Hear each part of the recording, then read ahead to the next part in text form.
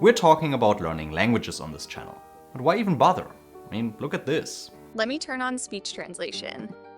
It's nice to finally talk to you. Es bueno hablarte finalmente. No puedo esperar a alquilar tu casa. Te vas a divertir mucho y creo que te va a encantar. You're gonna have a lot of fun, and I think you're gonna love visiting the city. The house is in a very nice neighborhood and overlooks the mountains. That's a real-time AI translator in action. It's so great to talk to you and we can understand each other too. すごいな。本当にずっと喋りたかったから嬉しいよ。This is so cool. So what are your thoughts? What are your thoughts on this? これ最高だね。And it's not only that. We have AI dubbing that's becoming nearly indistinguishable from human voices, ChatGPT handling multiple languages with impressive accuracy, and even Google Translator being actually good at this point. Plus, English is basically everywhere now. So why spend hundreds or even thousands of hours into learning a new skill that may become completely obsolete? Well, that's exactly what we're going to explore in this video. And the answer might surprise you, because no matter how far we advance, it's not really about the technology at all. To get started, I can think of 4 main reasons of why we want to learn a language in the first place. First, there is the economic benefit. Speaking multiple languages, especially English, can open up better job opportunities and higher salaries. It's why so many people worldwide invest time in learning English as their second language. Second, access to content. Maybe you want to watch anime without subtitles or read books in their original language. Third, communication, kinda obvious. Whether it's making friends while traveling, connecting with family members who speak a different language, or just being able to order food in a foreign country without pointing at pictures. And finally, some people learn languages simply as a hobby, for the joy of learning, the challenge, or personal growth. Technology, and especially artificial intelligence, is definitely challenging these motivations. For economic benefits, well, in many professional settings, real-time translation technology is becoming increasingly common. Business meetings can be conducted with each person speaking their native language, while AI handles the translation. And if not, we always go back to the lingua franca, which is English. Even for jobs that traditionally required multiple languages, AI is getting remarkably good at translation and localization tasks. For content access, YouTube is already experimenting with AI dubbing videos into other languages, making them accessible to everyone. Streaming services are getting better at providing high-quality translations and dubs, and books can also be machine translated with increasingly accurate results. For basic communication, there are real-time translator earbuds, which are also surprisingly good at this stage and will only get better. And when you think about the time invest required to learn a language, we're talking hundreds or even thousands of hours to reach fluency. You might wonder if it's worth it. In the same time it takes to become fluent in Japanese, you could probably become a skilled craftsman, start a business, or master another valuable skill. On a long enough time horizon, many skills might become unnecessary as AI continues to advance. Just like language translation, AI is getting better at programming, solving complex problems, and other creative tasks. So, should we just stop learning new skills altogether? Of course not, because here's the thing. Even if AI can do something better than we ever will, that doesn't change the fact that learning and improving at something can be incredibly rewarding. There are millions of people dedicating countless hours to getting better at chess, knowing they will never stand a chance against the best chess computers. But that simply doesn't matter, because they enjoy the process, they enjoy the challenge, and they enjoy the community. And with languages specifically, it goes even deeper than that. There's something that no translator can replicate, no matter how advanced it is. For me, using language is the very essence of being human. When I speak, I am communicating not only facts, but a way of being. Through my word choices and subtle intonations and tiny hesitations and droll puns and dumb errors and so on, I'm revealing who I am. I'm not a persona. Where did that Spanish come from? Persona. I'm not a persona, I'm a person. And speaking of revealing who you are, the level of respect someone has for you if you learned their language isn't reproducible either. As Language Sim puts it, learning a new language is like unlocking DLC content in real life. You get to experience a place and its culture on a completely different level. But let's stay with technology itself for a little bit, or rather, its limitations. Because even a theoretically perfect AI translator would never be actually perfect. The AI needs to understand the whole sentence or even the whole conversation to get the context right.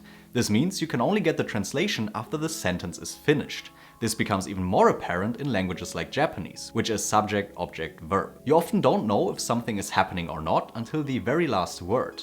If you translate that in English though, the order of words is very different. So even with perfect translation and advanced technology, there's always going to be a little bit of a delay, while a native speaker would already be processing and responding to what's being said. And at this point we're still assuming that direct translation is possible in the first place. However, some concepts need explanation or cultural context to be understood, especially if you think about jokes or wordplay, for example. How much context would the AI really have, even at a very advanced stage? Who is the person talking to you? What's their background, their age, their status? In many languages, like Japanese or Korean, this completely changes how you should communicate. An AI translator might give you the words, but it can't give you that intuitive understanding of social dynamics that comes from actually knowing the language and the culture surrounding it. And let's be honest, how natural would it feel to have every conversation through some kind of device? Imagine trying to make friends, or date someone, or have an intimate conversation while always relying on some kind of technology. To me at least, there's something inherently awkward that creates some kind of barrier between people. Language isn't just a tool for transferring information. It's a way of thinking, a window into different worldviews, something that gives you perspective, increases your tolerance and understanding of the world. When you're learning a new language, you're not just learning new words for the same things. Again, think about humor, sarcasm or irony. These often don't translate directly between languages because they are deeply rooted in cultural context. A joke that's hilarious in one language might make absolutely no sense in another, even if perfectly translated. Understanding these nuances, getting the cultural references, being able to make people laugh in another language, that's something that simply goes beyond what translation technology can provide. But that's not all. There are other reasons why you should learn a second or third language. There are proven cognitive benefits, for example. Studies have shown that bilingual people tend to have better memory, enhanced creativity, and even delayed onset of dementia. It's like a workout for your brain that keeps paying dividends throughout your life. But perhaps most importantly, learning a language is about the journey itself. Yes, it takes hundreds or even thousands of hours to reach fluency. But during that time, you're not just waiting to reach some end goal. You're constantly achieving small wins, understanding a bit more each day, making new connections and challenging yourself in ways that are incredibly rewarding. It's a journey filled with moments of achievement and connection that are part of what makes us human. And they are something that no technology can replicate. As I was doing research on the video, I was looking through different forums to get a feeling for how other people think about this question. I find this perspective pretty reflective of my own. It will make translators as a profession useless, and it will make working with people who speak different languages easier. But I don't see how it wouldn't still be a valuable skill. There's a big difference between connecting with someone face-to-face versus through a translator.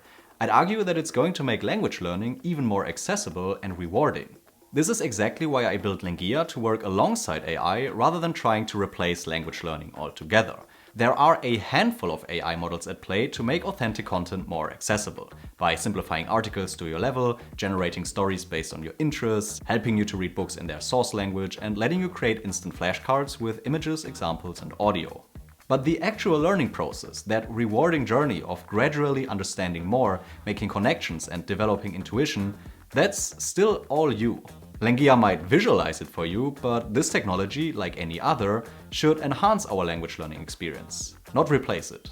So where does this leave us? Will AI make language learning obsolete? For purely practical purposes like business meetings or asking for directions?